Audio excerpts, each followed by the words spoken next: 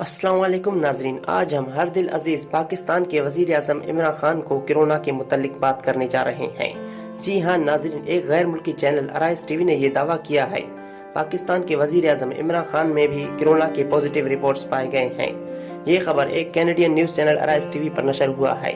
जी हाँ नाजरीन, इस रिपोर्ट के फोटोज आप इस वीडियोस में देख सकते हैं।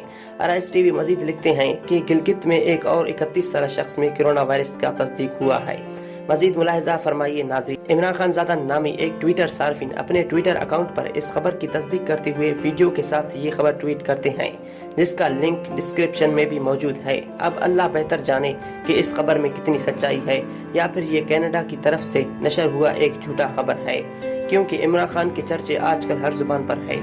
और अगर ये खबर सच है तो पाकिस्तानी हुकूमत और पाकिस्तान का मीडिया अब तक क्यों ये खबर छुपा रही है। नाजरीन, आप भी अपने राय से जरूर आगाह करें। तो ये थी नाजरीन आज की वीडियो। इस तरह की मजीद वीडियोस के लिए हमारे चैनल को सब्सक्राइब करें।